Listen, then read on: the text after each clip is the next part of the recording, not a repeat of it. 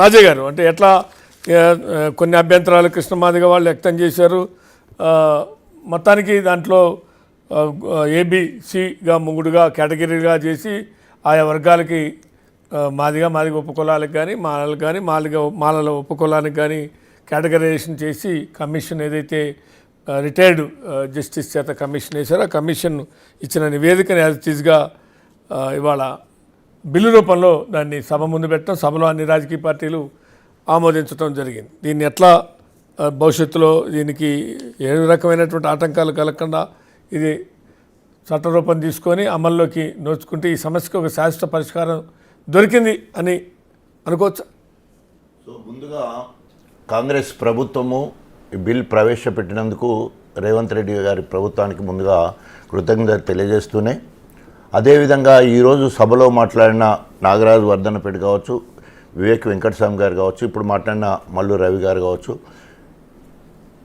కాంగ్రెస్ పార్టీగా మేనిఫెస్టోలో పెట్టి అదేవిధంగా ఎస్సీలు ఏబీసీలుగా వర్గీకరించడానికి మొత్తం యావత్ తెలంగాణలో ఉన్న అన్ని రాజకీయ పార్టీలు అంత స్పెషల్ బిల్ ఇది. అంటే ఏ ఒక్కరు కూడా వ్యతిరేకించలేదు. కానీ ఈ మధ్యకాలంలో 2-3 నెలల నుంచి చూసిన క్రమంలో మరి నాగరాజు ఒక మాట మరి అనాలన్నదా, ముఖ్యమంత్రి గారి ఆదేశంతో మేము మాలలమందరం కలిసి ఆత్మీయ సమావేశం ఏర్పాటు చేసుకున్నామని చెప్పేసి మాట్లాడిన సంగతి మనం చూసినప్పుడు, సో తప్పకుండా ఎక్కడో ఒక అనుమానం మాత్రం వస్తూ ఉన్నది. అది మీరు అన్నది ఇంతకుముందు కృష్ణమాదిగకు మాత్రమే అనుమానం కాదు, బీఆర్ఎస్ పార్టీగా దండోర ఉద్యమ నేపథ్యం నుంచి వచ్చిన నేను సైతము అనేక అంటే అశాస్త్రీయంగా ఉన్నది, అనుకోని జరిగిందా అనుకోకుండా జరిగిందా.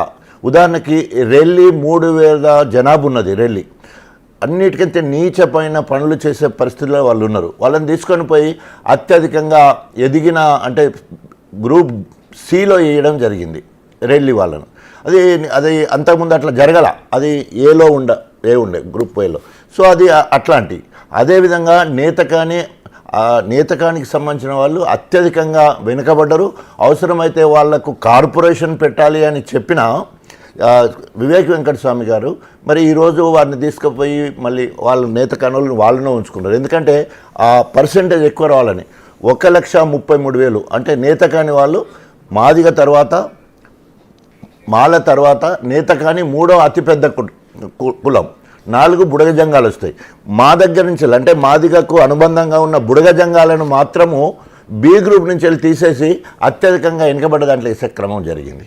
సో అది మరి అంత పెద్ద 1,11,000 జనాభా ఉన్నదాన్ని తీసుకుపోయి అత్యధికంగా వెనుకబడ్డ దాంట్లో వేసే క్రమం జరిగింది. అంతేకాకుండా పంబాల కమ్యూనిటీ సంబంధించిన వాళ్ళు మొత్తం కలిసి వాళ్ళు ఒక 900 జనాభా మాత్రమే ఉంటుంది.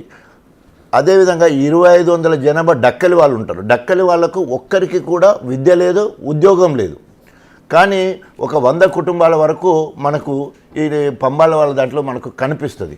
అదేవిధంగా ఈ సి గ్రూప్లో ఎక్కువ జనాభా ఉండడానికి గోసంగి వాళ్ళు దాదాపు 23,000 మందిని అందులో ఉంచుకోవడం జరిగింది. మహర్ అనే వాళ్ళను ఒక 32,000 వరకు ఉంటారు, వాళ్ళని అందులోనే ఉంచుకోవడం జరిగింది. అదేవిధంగా దాంట్లో మరి ఇప్పుడు ఇంతకుముందు చెప్పినప్పుడు నేతకాని ఇవన్నీ ఉండడం వల్ల ఏమైందంటే చూస్తూ ఏదన్నా అశాస్త్రీయంగా జరిగిందా, మ్యానిపులేటెడా. ఈ మరి షమీం అఖ్తర్ గారు ఏకసభ్య అని చెప్పి అందరి అభిప్రాయం తీసుకున్నప్పుడు సామాజిక న్యాయం జరగాల్సి ఉంటుంది. అత్యధికంగా వెనుకబడ్డ వాళ్ళు ఎవరు, అత్యధికంగా ఎదిగిన వాళ్ళు ఎవరు, మధ్యతరగతిగా ఉన్న వాళ్ళు ఎవరు అంటే మాదిగా ఉపకులాలను తీసుకునే వరకు మాదిగా సింగిల్ 32,33,000. ఇక వాళ్ళ దాంట్లో ఉన్న వాళ్ళు దానికి యాడ్ చేసిన మొత్తం 18 కులాలలో మిగతా 17 కులాలు ఏది కూడా 7,000, 8,000, 10,000 మంది ఉన్నారు కానీ లక్షలలో లేదు.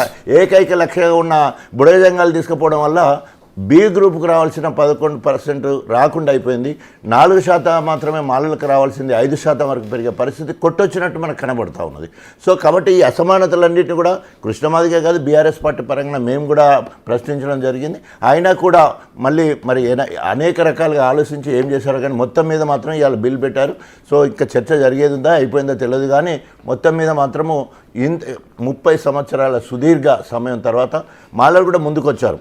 ఇప్పుడు అంటే మొన్నటి వరకు వద్దు అనే చెప్పిన వాళ్ళు కూడా ఇప్పుడు మల్లు రవితో సహా వీళ్ళందరూ కూడా గొప్పగా వాళ్ళ ఆత్మగౌరవం కోసం చేసుకోవచ్చు క్యాస్ట్, కానీ వాళ్ళ ఒక పార్టీలో ప్రధానమైన పాత్ర ఉంది. ఎందుకంటే ఎందుకు ఈ అనుమానాలు వచ్చినాయి?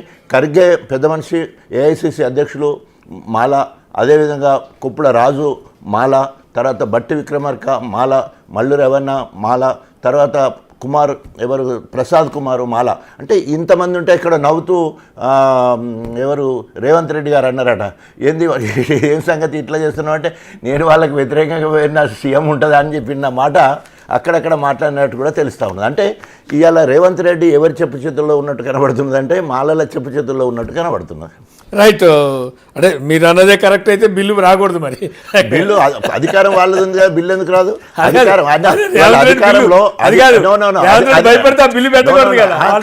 బిల్లు పెట్టదు కాదు. ఇవన్నీ ఇప్పుడు నేను అవకతవకలని చెప్పాను కదా, వాటిని సరిదిద్దలేదు కదా. ఇప్పుడు చెప్పిందంటే మీరు కూడా పోయి ఎంక్వైరీ చేస్తే ఇవన్నీ కూడా నిజాలని తెలుస్తాయి. రైట్, మాట్లాడదాం, డిస్కస్ చేద్దాం. అశోక్ గారు మనతో పాటు కృపాకర్ మాదిగ గారు, మొదటి నుంచి మాదిగ దండోరా ఉద్యమంలో కీలక పాత్ర పోషించినటువంటి కృపాకర్ మాదిగ గారు కూడా జాయిన్ అయ్యారు. గుడ్ ఈవినింగ్ కృపాకర్ మాదిగ గారు. వేముల అశోక్ గారి దగ్గర పేద్దాం. వేముల అశోక్ గారు, బీజేపీ మేమే ఛాంపియన్ వర్గీకరణకు అన్నారు, కానీ కాంగ్రెస్ క్రెడిట్ తీసుకుందా?